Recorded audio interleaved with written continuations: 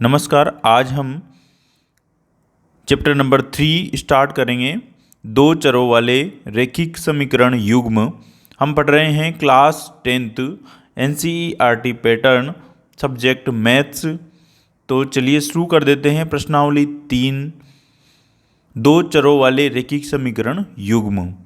दो चरों वाले रैखिक समीकरण युग्म कौन से होते हैं? इसकी जो स्टैंडर्ड समीकरण होती है वो होती है ax plus b y plus c बराबर 0, जहाँ पर चर पद कौन कौन से हैं? x और y है। तो दो चर है x और y, इसलिए इसको दो चर वाले रैखिक समीकरण बोलते हैं।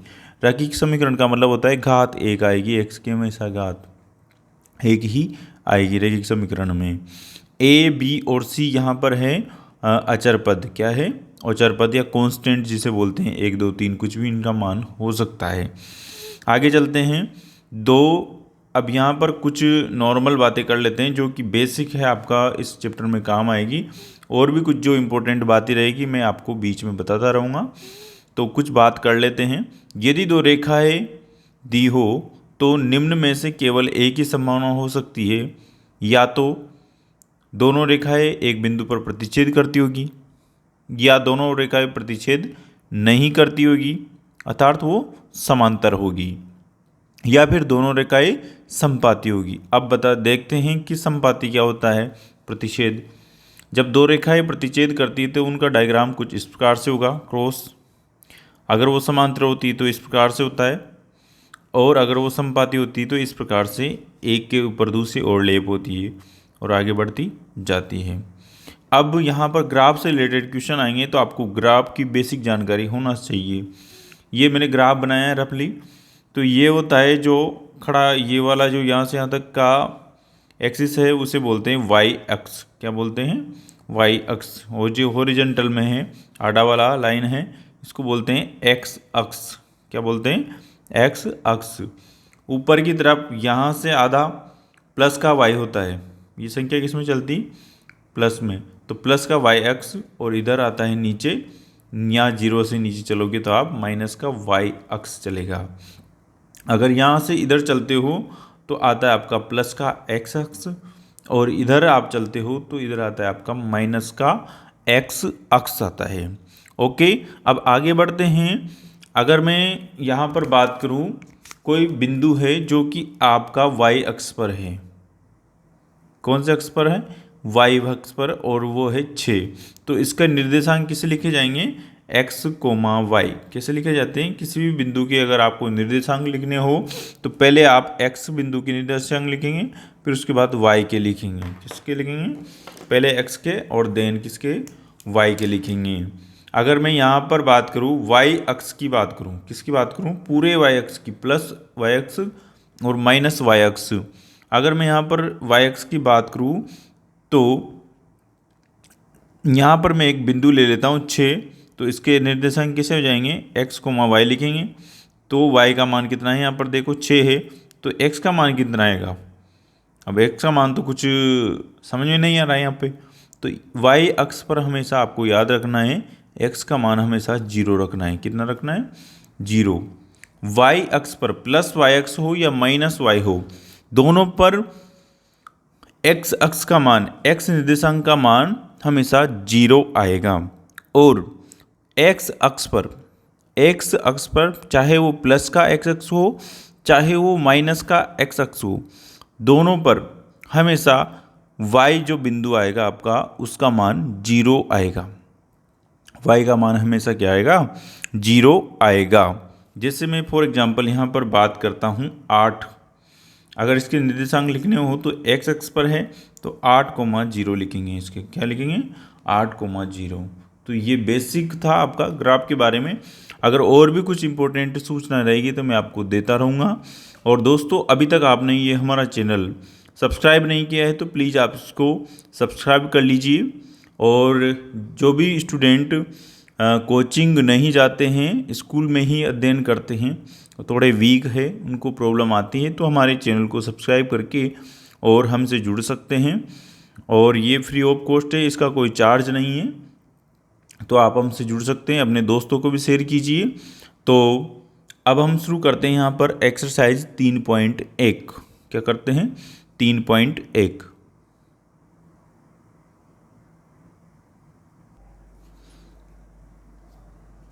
क्वेश्चन है, आफ्ताब अपनी पुत्री से कहता है कि 7 वर्ष पूर्व मैं तुमसे 7 गुनी आयु का था, अब से 3 वर्ष बाद मैं तुमसे केवल 3 गुनी आयु का रह जाऊंगा। इस स्थिति को बीजगणितीय एवं ग्राफीय रूपों में व्यक्त कीजिए और इसको समीकरणों के रूप में आपको दिखाना है और समीकरणों को सोल्व करते हुए आपको ग्राफ भी ड्रॉ करना है। माना आफ्ताब की वर्तमान आयु x वर्ष है और माना पुत्री की वर्तमान आयु y वर्ष है। कितनी है पुत्री की? y वर्ष। अब प्रश्नानुसार करते हैं। प्रश्नानुसार क्या होगा? इसमें बताया गया है कि 7 वर्ष पूर्व में तुमसे 7 गुनी आयु का था, तो 7 वर्ष पूर्व आफ्ताब की आयु कितनी हो जाएगी? वर्तमान कितनी है? x है, तो 7 वर्ष पूर्व हो जाएगी x माइनस 7 वर्ष हो जाएगी, 7 हो जाएगी। और तो फिर उसकी बेटी की वर्तमान 7 वर्ष पहले की आयु कितनी हो जाएगी? y माइनस 7 हो जाएगी। ठीक है, अब क्या रिलेशन है दोनों में? 7 वर्ष पूर्व में तुमसे 7 गुनी आयु का था। कौन था? आफ्ताब। आफ्ताब की आयु कितनी? 7 गुनी। अब दोनों को बराबर करना है। किसको? अगर बेटी की आयु और पिता की आयु बराबर करना है तो क्या करना होगा? बेटी की आयु को 7 से गुणा करना होगा। किससे गुणा करना होगा? 7 से गुणा करना होगा। ठीक है, ये आपको समझ में आना चाहिए। 7 गुनी आयु किसकी? पिता की है, पर बराबर गुणा किससे करेंगे? बेटी से करेंगे। क्यों करेंगे? क्योंकि बेटी की आयु कम है और आपने बराबर लगाया बीच में। बराबर लगाने का मतलब होता है कि ये दोनों पद बराबर है। फॉर एग्जाम्पल यहाँ पर लेते हैं, जैसे पिता की आयु कितनी है? 35 वर्ष है, तो बेटी की आयु कितनी होनी चाहिए? 5 वर्ष। या फिर ये मानो कि 5 वर्ष, माना बेटी की आयु 5 वर्ष है तो पिता की आयु 35 वर्ष होनी चाहिए थी। ठीक है, तो ये बराबर का आपने चिन्ह लगाया है, तो बराबर कहाँ हुआ ये? तो इसको किससे गुणा करना पड़ेगा? 7 से करना पड़ेगा, जब जाके 35 बराबर 35 आएगा। तो इसी प्रकार हमने भी यहाँ x माइनस 7 बराबर क्या कर दिया? 7 से गुणा कर दिया y माइनस 7 को। अब इसको सोल्व करेंगे तो x माइनस 7 बराबर हो जाएगा 7y माइनस 49, 49। ओके, अब x और y वाले पद एक तरफ ले जाओ, अचर पद एक तरफ ले जाओ और चर पद एक तरफ ले जाओ। तो चर पद कौन कौन से? x y है, तो x माइनस 7y हो जाएगा। क्या इधर आएगा? तो ट्रांसफर होकर इधर आएगा तो, और माइनस का 49 ऑलरेडी है बराबर के इधर, और ये माइनस का 7 इधर आएगा, तो क्या हो जाएगा? ये प्लस का 7 हो जाएगा।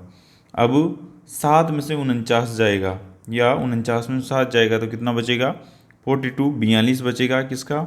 माइनस का। तो x माइनस 7y बराबर कितना हो गया? 42 आ जाएगा। ये इक्वेशन नंबर आ गई आपकी 1। इक्वेशन नंबर 1 आ गई। अब आगे जमाते हैं। आगे इसमें बोला गया है कि अब से 3 वर्ष बाद मैं तुमसे केवल 3 गुनी आयु का रह जाऊंगा। अब से कितनी? 3 वर्ष बाद की बात करते हैं। अभी आयु कितनी है? आफ्ताब की तो है x और उसकी पुत्री की कितनी है? y है। अब से 3 वर्ष बाद कितने साल का हो जाएगा? +3, और ये भी +3 हो जाएगी। ओके, अब दोनों को बराबर करना है। अब क्या अंतर है दोनों में? 3 गुने का अंतर है। 3 गुना कौन है? उसका पिता है। तो फिर किसको 3 गुना करना पड़ेगा जब आयु बराबर होगी? पुत्री को। यही रिलेशन आएगा। अब इसको सोल्व करते हैं। क्या इक्वेशन बनती है? x प्लस 3 बराबर 3 को अंदर मल्टीप्लाई करेंगे तो 3y प्लस 9 हो जाएगा। 3 3 9, अंदर मल्टीप्लाई करेंगे 3 को। तो अब चर पद एक तरफ ले जाओ और अचर पद एक तरफ ले जाओ, तो वो क्या करे? या फिर इक्वल टू 0 कर दो, कोई दिक्कत नहीं है। 3y को उधर लाएंगे तो x माइनस 3y हो जाएगा। ओके, और चाहे तो आप इसको भी इधर ला सकते हैं, तो माइनस का, या चलो इधर ही रहने दो, 9 प्लस का 9 है और ये 3 माइनस का इधर आएगा, प्लस का 3 है इधर आएगा तो माइनस का 3 हो जाएगा। तो x माइनस 3y बराबर 6 हो जाएगा। ये इक्वेशन नंबर 2 हो गई। ठीक है, ये इक्वेशन नंबर 2 हो चुकी है। अब 2 इक्वेशन आपके पास आ चुकी है, तो आप इसको ग्राफीय निरूपण कैसे करेंगे तो करते हैं। अब करते हैं ग्राफीय निरूपण। समीकरण 1 को ले लेते हैं। x माइनस 7y बराबर माइनस का 42 है। अब इसमें क्या करेंगे, ग्राफीय निरूपण करने के लिए एक बार तो x बराबर 0 रखेंगे और एक बार y बराबर 0 रख देंगे। x बराबर 0 इस समीकरण में लिखेंगे तो यहाँ 0 माइनस 7y बराबर माइनस का 42 हो जाएगा। ठीक है, और y बराबर कितना हो जाएगा, माइनस का 42 बटे माइनस का 7 हो जाएगा। तो माइनस से माइनस कैंसिल हो जाएगा, 6 बार जाएगा, y का मान कितना आ जाएगा 6। x बराबर 0 पर y बराबर 6 आया। ठीक है, नेक्स्ट टाइम इसमें क्या रख देंगे आप, नेक्स्ट टाइम आप इसमें रख देंगे y बराबर 0। क्या रख देंगे, y बराबर 0। तो y बराबर 0 रख दिया। किस में रखेंगे, फर्स्ट समीकरण में। x माइनस 7y बराबर माइनस का 42 है, यहाँ पर y बराबर 0 रखेंगे तो x माइनस 7 इंटू 0 बराबर माइनस का 42। इसको 0 करेंगे तो पूरा पद 0 हो जाएगा, तो x बराबर माइनस का 42 आएगा क्या। ठीक है, माइनस का 42 आ जाएगा x बराबर। अब यहाँ पर y बराबर 0 पर x बराबर माइनस का 42 आ चुका है। ठीक है, कोई दिक्कत नहीं है, पर दिक्कत ये आ रही है, देखो ये 42 जो है माइनस का है और बहुत ज़्यादा संख्या है, जबकि 6 आ रही है, ये प्लस का है और ये बहुत कम संख्या है। तो आप यहाँ पर क्या कर सकते हैं, y बराबर 0 की जगह एक और पॉइंट रख के देखेंगे तो भी आपका आंसर आ जाएगा। जैसे मैं y बराबर 1 से ट्राई कर लेता हूँ, 1 से ट्राई करते हैं तो x माइनस 7 इंटू 1 बराबर माइनस का 42। तो x बराबर कितना आ जाएगा, 7 हो जाएगा। ये माइनस का 7 बराबर माइनस का 42, तो x बराबर आएगा आपका माइनस का 42 प्लस का 7, इधर जाएगा तो प्लस का 7 हो जाएगा, और ये कितना बचेगा 35। तो भी आपका कोई अंतर नहीं आ रहा है, 35 आ रहा है फिर भी। तो इस प्रकार से आप इस नंबर को छोटा कर सकते हैं। जैसे आप y बराबर 3 4 ऐसे रखेंगे तो ये जो x का मान आएगा वो और भी छोटा आता जाएगा। इस प्रॉब्लम को ऐसे सोल्व कर सकते हैं। वैसे हम यहाँ पर इसी का ग्राफ बना देंगे, x बराबर माइनस का 42 का। ठीक है, ये तो समीकरण नंबर 1 में आपने x बराबर 0 और y बराबर 0 रखे और x और y का मान निकाल लिया। तो इसकी टेबल बना लेते हैं पहले। चलो टेबल बनाते हैं। क्या टेबल बनेगी, अब देखते हैं। इसको मैंने टेबल बना दिया। इस समीकरण के जो बिंदु आए, x बराबर 0 पर 6 आया था y बराबर, और y बराबर 0 पर माइनस का 42 आया था। y बराबर 1 पर अपन ने निकाला तो माइनस का 35 आया था। ठीक है, कोई बात नहीं, जो आया है वो आ गया। अब समीकरण नंबर 2 ले लेते हैं। इसमें भी क्या रखेंगे, x बराबर 0 पुट कर देंगे तो आएगा आपका माइनस का 3y, 0 माइनस का 3y बराबर 6, यहाँ 0 हो जाएगा तो माइनस का 3y बराबर 6 आ जाएगा, और y बराबर 6 बटा माइनस का 3 आएगा। 6 बटे 3 कितना होगा, 3 से 6 काटेंगे तो कितनी बार, माइनस का 2 बार, ये माइनस भी आ जाएगा। तो y बराबर कितना आएगा, माइनस का 2। अब क्या पुट करें, अब पुट करेंगे आप y बराबर 0। क्या पुट कर देंगे इस समीकरण में, y बराबर 0, x माइनस 3y बराबर 6, यही समीकरण है। इसमें y की जगह 0 पुट कर देंगे तो x माइनस 3 इंटू 0 बराबर 6, तो x बराबर कितना आ जाएगा, 6 आ जाएगा। x बराबर 6 आ जाएगा। तो y बराबर 0 पर x बराबर 6 आ चुका है। इसका टेबल बना लेते हैं। टेबल बना लेते हैं, चलो यहाँ बना लेते हैं x और ये y। x बराबर 0 रखा था तो y बराबर -2 आया था, ये रख दिया। y बराबर जब 0 रखा था तो x बराबर 6 आया था, ये रख दिया। चाहे तो आप एक बिंदु और रख लेते हैं, चलो उसमें भी रखा था आपने, क्या रखा था, y बराबर 1 रखा था, तो इसमें भी y बराबर 1 से चेक कर लेते हैं कितना आता है। y बराबर 1 रखेंगे इसमें तो यहाँ पर आ जाएगा x माइनस 3 इंटू 1 बराबर 6, तो x माइनस 3 बराबर 6, तो x बराबर 6 प्लस 3 कितना हो जाएगा, इधर आएगा तो प्लस का 3, x बराबर 9 हो जाएगा। तो y बराबर 1 पर कितना आ रहा है, x बराबर 9। ये टेबल आपकी कंप्लीट हो चुकी है। ओके, ये ग्राफ मैंने यहाँ पर ड्रॉ कर लिया है इस प्रकार से रफली। अब इसमें मिलाते हैं बिंदु क्या बनता है। देखते हैं पहला बिंदु क्या रहा है, समीकरण नंबर 1 देखते हैं। इससे क्या आया आपका, देखिए एक बार दिखा देता हूँ। ये आया है आपको x बराबर 0 पर y बराबर 6 और y बराबर 0 पर माइनस का 42 x बराबर, ठीक है। तो मिलाते हैं, x बराबर 0 पर y बराबर 6, तो y बराबर 6 कहाँ होगा, यहाँ कहीं होगा। और x बराबर 0 होता है कि यहाँ y x पर हमेशा x बराबर 0 होता है, तो बिंदु कौन सा होगा, 0,6। और आया है आपका y बराबर 0 पर x बराबर आया माइनस का 42, तो माइनस का 42 यहाँ कहीं आएगा, यही है। और यहाँ कितना बिंदु आ जाएगा, x बराबर 0 होगा यहाँ पर, सॉरी x का मान है कितना, माइनस का 42, तो y बराबर क्या होगा 0, तो माइनस का 42 कोमा कितना हो जाएगा, ये 0 हो जाएगा। ओके, अब ये क्वेश्चन को, इन दोनों बिंदुओं को आप मिला देंगे, तो ये मिला दिया आपने, ये मिला दिया, और यहाँ पर लिख देंगे कौन सा समीकरण है ये, x minus 7y, x minus 7y बराबर माइनस का 42 वाली समीकरण है, ठीक है। अब वैसे दूसरे को मिलाएंगे, x बराबर 0 पर माइनस 2, x बराबर 0 पर माइनस 2, y बराबर माइनस 2, तो y बराबर माइनस 2 यहाँ कहीं होगा, ठीक है। माइनस 6 है तो यहाँ कहीं होगा, -2 यहाँ होगा, ठीक है। तो इसका निर्देशांक क्या होगा, -2, सॉरी 0, -2 होगा, क्योंकि x का बिंदु लिखते हैं पहले। अब है y बराबर 0 पर x बराबर 6, तो y बराबर 0 ये और x बराबर 6 यहीं कहीं आएगा, तो 6,0 आ जाएगा, और इन दोनों को आप मिला देंगे, इन दोनों को मिला देंगे, तो इस प्रकार से आपका एक ग्राफ बन जाएगा। इस प्रकार से आगे बढ़ता जाएगा, और ये भी इस प्रकार से आगे बढ़ता ही जाएगा। तो ये आपका ग्राफी निरूपण इस प्रकार से किया जाता है। अब देखेंगे नेक्स्ट क्वेश्चन, क्वेश्चन नंबर 2।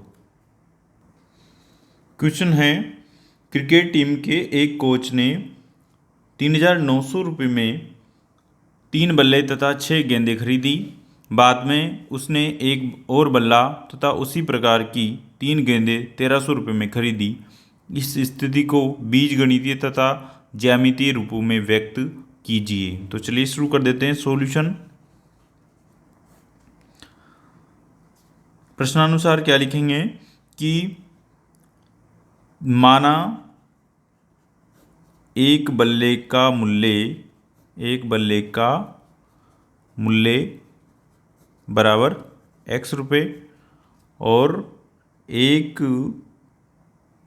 गेंद का मूल्य कितना मानेंगे, का मूल्य बराबर y रुपये। ओके, तो अब प्रश्न के अनुसार जमा देंगे। प्रश्नानुसार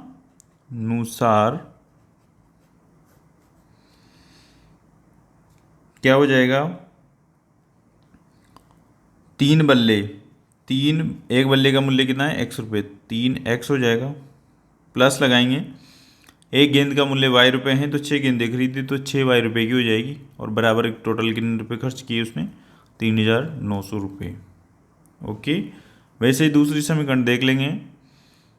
दूसरी समीकरण आ जाएगी आपकी, इसी प्रकार उसने एक और बल्ला खरीदा, एक बल्ले का मूल्य कितना है, 1 इंटू बल्ले का मूल्य कितना है x, तो 1 इंटू एक्स प्लस 3 गेंदें और खरीदी तो 3y हो जाएगा बराबर 1,300 रुपये। क्या हो जाएगा, बराबर 1,300 रुपये।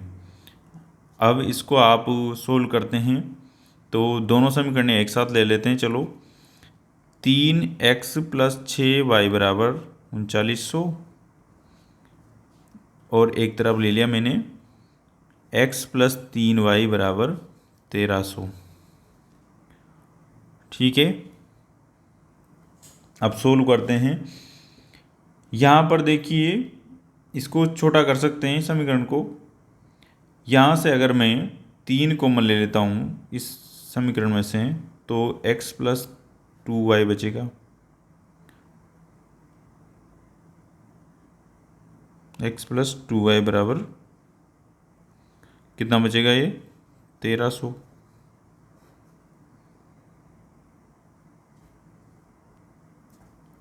ओके, और ये 3 यहाँ से बाहर आ जाएगा, कोई दिक्कत नहीं है। तो आपका जो फाइनल समीकरण रहेगा वो ये भी लिख सकते हैं आप, x प्लस 2y बराबर 1300। ठीक है, अब इसमें x बराबर 0 इसमें भी रख सकते हैं, कोई दिक्कत नहीं है। x बराबर 0 पुट करने पर क्या आ जाएगा? 2y बराबर प्लस 0 प्लस x की जगह 0 रख देंगे, 2y बराबर 1300। तो y बराबर आ जाएगा 1300/2, वो आ जाएगा 650। कितना आ जाएगा? 650 आ जाएगा। और ऐसे अपन यहाँ पर y बराबर 0 रख देते हैं। y बराबर 0 रखने पर क्या आ जाएगा? देखिए यहाँ पर x प्लस 2 इंटू 0 बराबर 1300। तो ये 0 हो जाएगा, 2 इंटू 0, तो x बराबर कितना हो जाएगा? 1300। तो y बराबर 0 पर x बराबर 1300 आया। इसी प्रकार से आप दूसरी समीकरण को हल करते हैं, तो x बराबर 0 रख देंगे, तो 0 प्लस 3y बराबर 1300 आएगा। तो y बराबर आपका आ जाएगा 1300/3, और 1300/3 करेंगे तो कितने बार कटेगा? ये 4 बार, 12 1 हो जाएगा, 4 बार कटेगा, है ना, और 12 1 हो जाएगा, 3 बार, 3 बार, जो ये कटेगा 333.33, ऐसे कुछ चलता रहेगा, ये कटेगा। ठीक है, अब आप पुट कर देंगे y बराबर 0। क्या पुट कर देंगे? y बराबर 0 इस समीकरण में पुट करेंगे तो x प्लस 3 इंटू 0 बराबर 1300 हो जाएगा। ठीक है, तो x बराबर यहाँ पर 1300 आ जाएगा। कितना आ जाएगा? 1300 आ जाएगा। हम यहाँ पर अन्य बिंदु पुट नहीं करेंगे, केवल हम x बराबर 0 और y बराबर 0 ही पुट कर रहे हैं। आप चाहे तो x बराबर 1 2 3 ऐसा कुछ भी पुट कर सकते हैं, फिर भी आपका स्लोप वही आएगा। स्लोप से मतलब है आपको ग्राफ का स्लोप वही आएगा, वो भी क्वेश्चन आपको गलत नहीं होगा। आगे चलते हैं, अब यहाँ पर टेबल क्रिएट कर लेते हैं, x और y ऐसे लिखेंगे। इस समीकरण के लिए यहाँ लिख दिया, x बराबर 0 पर कितना आया था? देखो 650 आया था, और y बराबर 0 पर कितना आया था? 1300 आया था। ठीक है, ये टेबल बन गई इक्वेशन 1 के लिए। और इधर बना लेंगे टेबल x और y। ठीक है, x बराबर 0 पर आपका आया था 433, और y बराबर 0 पर आया था आपका 1300। अब इसको ग्राफ में आपको बनाना है, तो चलते हैं नेक्स्ट पेज पर। तो हम यहाँ पर ये ग्राफ बना लिया है हमने, जिसमें हमने पैमाना लिया है 300 का, 300 का गैप लिया है। 300, 600, 900, 1200 इस प्रकार से लिया है, क्योंकि अपनी संख्याएं जो बिंदु आ रहे हैं वो भी बड़े आ रहे हैं। ठीक है, तो ड्रॉ करते हैं। पहले वाले समीकरण के लिए बिंदु क्या क्या आए थे वो देखते हैं। तो पहले वाले समीकरण में x बराबर 0 पर y बराबर आया था 650। x बराबर 0 कहाँ मिलेगा? देखो आपको यहाँ पर मिलेगा y x पर, और y बराबर कितना होता है? x बराबर 0 यहाँ ही कहीं होगा, यहाँ होगा, और y बराबर कितना? 650, तो 650 यहाँ कहीं होगा। तो ये लगा दो आप, 0, 650 हो जाएगा। पहले x का निर्देशांक लिखते हैं, फिर y का लिखते हैं। अगला आया था आपका x बराबर 1300, y बराबर 0 पर आया था 1300। एक ही समीकरण की बात करें, y बराबर 0 पर x बराबर 1300 आया था, तो x बराबर 1300 कहाँ होगा? यहाँ ही कहीं होगा। तो 1300, 0 ये होगा, ये हो गया। ये तो समीकरण नंबर 1 का हो गया। तो इन दोनों को आप मैच कर देंगे, इस प्रकार से मिला देंगे। वहाँ पे एग्ज़ाम में आपको, बोर्ड एग्ज़ाम में ग्राफ दिया जाएगा, उससे बनाना है, ग्राफ पेपर लेके। आगे चलते हैं। दूसरी समीकरण में बोला जा रहा है कि x बराबर 0 पर 433 आया था y बराबर, x बराबर 0 पर y बराबर 433। 433 कहाँ होगा, यहाँ कहीं होगा, 0,433। y बराबर 0 पर आपका आया था x बराबर 1300, तो x बराबर 1300 कहाँ होगा, यहाँ कहीं होगा, यहीं होगा, एक ही बिंदु आया है, तो ये उभयनिष्ठ बिंदु आया है आपका। और इसको आप इस प्रकार से मिला देंगे। ओके, ये तो एक के लिए हो गया समीकरण पहली, और ये समीकरण नंबर 2 के लिए हो गया। समीकरण पहली का मतलब जो आपने लेफ्ट साइड में लिखी थी वो वाली, और ये राइट साइड में लिखी थी वो वाली, ये उसका ग्राफीय निरूपण इस प्रकार से होगा। अब नेक्स्ट क्वेश्चन देखते हैं, क्वेश्चन नंबर 3 कि 2 किलोग्राम सेब और 1 किलोग्राम अंगूर का मूल्य किसी दिन 160 रुपये था। एक महीने बाद 4 किलोग्राम सेब और 2 किलोग्राम अंगूर का मूल्य 300 रुपये हो जाता है। इस स्थिति को बीजगणितीय तथा ज्यामितीय रूपों में व्यक्त कीजिए। माना 1 किलोग्राम सेब का मूल्य 100 रुपये और माना 1 किलोग्राम अंगूर का मूल्य y रुपये। प्रश्नानुसार जमाते हैं। 2 किलोग्राम सेब खरीदे और 1 किलोग्राम अंगूर, तो 2 किलोग्राम, 1 किलोग्राम का मूल्य कितना है x, तो 2 किलोग्राम का 2x हो जाएगा, प्लस 1 किलोग्राम अंगूर का मूल्य कितना है y रुपये, तो y कर दो, बराबर कितना होना चाहिए, 160 होना चाहिए। ठीक है। और नेक्स्ट है आपका अगला, बोल रहा है इसमें 1 महीने बाद 4 किलोग्राम सेब। अब 4 किलोग्राम, 1 किलोग्राम सेब का मूल्य 100 रुपये, तो 4 किलोग्राम का 4x, प्लस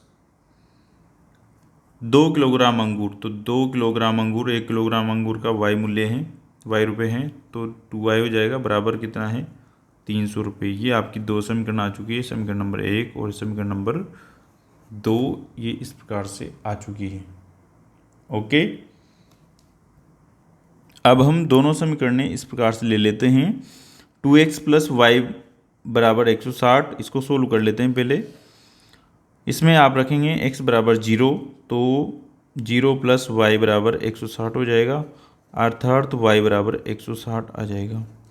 इसमें रखेंगे अब आप y बराबर 0, y बराबर 0 रखेंगे, यहाँ 0 रख दो, तो 2x प्लस 0 बराबर 160 आ जाएगा, तो 2x बराबर आ जाएगा 160 और x बराबर आ जाएगा 160/2, तो आपका x बराबर आ जाएगा 80।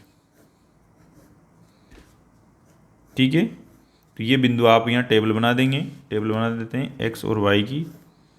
x बराबर 0 पर कितना आया था, y बराबर 160 आया था, y बराबर 0 पर आपका आया था x बराबर 80। ठीक है, ये बन गया। नेक्स्ट इधर आ जाते हैं। अब इसमें x बराबर 0 रखेंगे, तो 4 × 0 प्लस 2y बराबर 300 हो जाएगा। ओके, ये पूरा पद 0 हो जाएगा, तो 2y बराबर 300, तो y बराबर कितना हो जाएगा आपका 300/2 बराबर 150। ठीक है, अर्थात y का मान कितना आ गया 150 आ चुका है। ठीक है, अब इसमें आप y बराबर 0 रख देंगे, तो y बराबर 0 रखेंगे, देखिए यहाँ पर, तो 4x प्लस 0 हो जाएगा, पूरा पद ये बराबर 300, तो 4x बराबर 300 आ जाएगा, तो x बराबर 300/4 आएगा। 300/4 का मतलब 4 का भाग देंगे तो 7 बार 28, 2 बचेगा, 4 पंजे 20, 75 आ जाएगा। x बराबर, x का मान कितना आ जाएगा 75। अब इसका ग्राफी निरूपण कर देते हैं, टेबल बना लेते हैं पहले x और ये y। x बराबर 0 पर y बराबर 150 ये आया था, और y बराबर 0 पर x बराबर 75 आया था। ठीक है, ये आपने टेबल बना ली। जब आपने टेबल बना ली तो अब इसका ग्राफ निरूपण करते हैं, ग्राफ खींचते हैं। ये हमने ग्राफ बना लिया है, 50 के गैप में ग्राफ बनाया है, तो खींचते हैं। पहली समीकरण है आपकी x बराबर 0 पर 160 मिला था, x बराबर 0 पर 160 कहाँ आएगा, यहाँ आएगा, y बराबर 160, यहाँ कहीं आएगा, x बराबर 0, 160 हो जाएगा। अब दूसरे में इसी समीकरण का दूसरा पॉइंट आया था y बराबर 0 पर x बराबर 80, तो x बराबर 80 यहाँ कहीं आएगा, तो 80,0 ये आएगा बिंदु, x का पहले लिखेंगे। अब इन दोनों को मैच कर दो, इस प्रकार से होगी कुछ। ये रफ डायग्राम है, ग्राफ में अच्छे से एकदम करेक्ट बनेगा।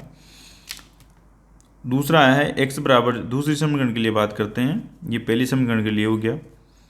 दूसरी समीकरण के लिए x बराबर 0 पर आया है आपके पास y बराबर 150, तो y बराबर 150 कहाँ पर मिलेगा, यहाँ पर मिलेगा, यही है, यहाँ नीचे मिलेगा, यहाँ y बराबर 150, तो यहाँ बना दो आप 0,150, ठीक है।